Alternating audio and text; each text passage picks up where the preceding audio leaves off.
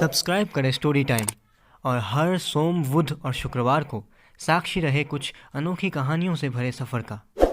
Bell icon दबाना ना भूलें।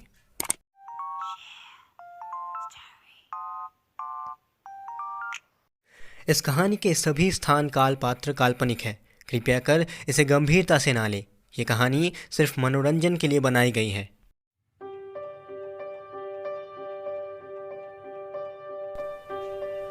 दोस्तों, आज की ये छोटी सी कहानी आपको जीवन के रास्ते में चलने के लिए एक बहुमूल्य सीख देगा। ज़रा सोचिए, 2 पैर होने के बावजूद हम अपने जीवन काल में कितनी सारी गलतियों से बच नहीं पाते। लोभ, मोह, माया, छल, जालसाजी, फरेब, इन चीज़ों के दलदल में हम अपने पैर चाहते हुए या ना चाहते हुए भी डाल ही देते हैं। ये कहानी इस उम्मीद में है कि कहीं ये कहानी हमारे लिए, हमारे समाज के लिए थोड़ी मददगार बन जाए। तमिलनाडु के एक छोटे से गांव के एक छोटे से घर में 4 भाई बड़े ही प्यार से रहते थे। उनके माता पिता बचपन में ही एक खौफनाक हादसे में गुजर गए थे। उसके बाद से वो चारों भाई एक दूसरे को संभालते आ रहे थे और चारों भाई कोई ना कोई छोटा मोटा काम करके परिवार में अपना योगदान देते थे। उनमें से सबसे बड़ा भाई का एक सिलाई का दुकान था। लोगों के फटे हुए कपड़े सीकर और अपने बनाए हुए छोटे मोटे कपड़े बेचकर वो अपनी रोटी रोजी कमाता था, पर वो अपने पैरों से चल नहीं सकता था। उसके दोनों पैरों को बचपन के एक छोटे से हादसे ने उससे छीन लिया था। बचपन में एक बार वो एक जामुन के पेड़ पे चढ़ गया था। उसे बिल्कुल नहीं पता था कि जामुन की डाली बहुत ही कच्ची होती है और कभी भी टूट सकता है। वो एक डाल पे बैठकर अपने ही धुन में खेल ही रहा था कि तभी डाल टूटकर डाल समेत वो नीचे गिर जाता है और वो मोटी डाल जिस पे वो चढ़ा हुआ था, वो डाल भी उसके पैरों के ऊपर गिर जाता है। हॉस्पिटल ले जाने के बावजूद कोई भी डॉक्टर उसे ठीक नहीं कर पाया। तब से वो अपने पैरों से नहीं चल पाता है। उसके दुकान के सामने एक 2 मंजिला मकान था, जिसके निचले भाग में एक वैरायटी स्टोर था और ऊपर दूसरे फ्लोर पे उस दुकान का मालिक अपने पत्नी के साथ रहता था। एक दिन उसने उस स्टोर के मालिक की पत्नी को देखा। खूबसूरत पत्नी को देखकर उसे बहुत अच्छा लगा।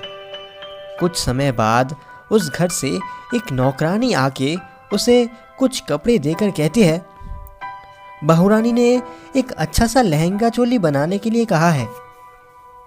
उस आदमी ने बहुत ही निष्ठा के साथ एक लहंगा चोली बनाकर अगले दिन उस नौकरानी के हाथ भेज दिया। उसी दिन शाम को वो नौकरानी फिर से कुछ कपड़ों के साथ उसके पास आके कहती है, बहुरानी कह रही थी कपड़ा बहुत ही अच्छा बना है जी, इसलिए अगर आप एक और बना देते तो बहुत अच्छा होता। ये सुनकर और उन कपड़ों में उस औरत को सोचकर वो राज़ी हो गया। ऐसा करते करते वो औरत बिना पैसे दिए उस आदमी से मेहनत करवा के अपने लिए कपड़े बनवाए जा रही थी।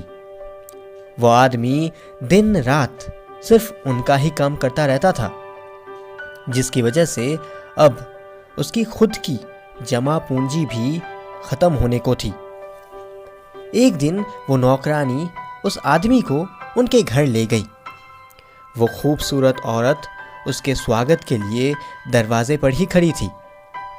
उस खूबसूरत औरत ने उसे कहा कि हमारी एक तेल की कच्ची घानी है और आज हमारा बैल जो है वो बीमार पड़ गया है। अगर आप वो घानी थोड़ा घुमा देते तो बहुत अच्छा होता। उस औरत की खूबसूरती देखकर और उनकी मंत्रमुग्ध बातें सुनकर वो आदमी उस काम के लिए भी राजी हो गया जो वो कर ही नहीं सकता था। वह आदमी उस तेल की घानी को घुमाता रहा और दूसरी तरफ एक आदमी हाथ में चाबुक लेकर एक बार तेल की तरफ देखता तो दूसरे ही पल उसके पीठ पर बैल की तरह चाबुक मारने लगा। ऐसा करते करते शाम से पूरी रात गुजर जाती है और एक वक्त पे वो आदमी बेहोश होकर गिर जाता है। खबर पाते ही उस आदमी का छोटा भाई वहाँ आता है और उसे लेके घर चला जाता है।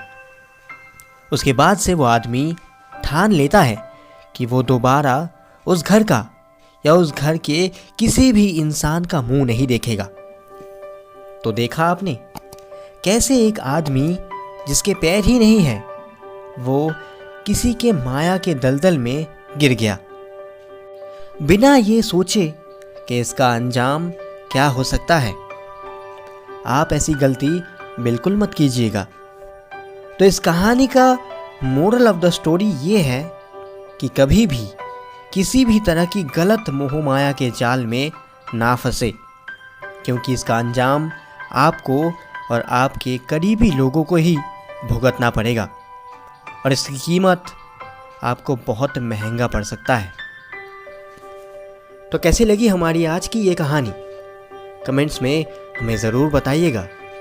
और अगर आपके पास भी ऐसी ही कोई कहानी है तो हमें कमेंट्स में आप ज़रूर शेयर कर सकते हैं।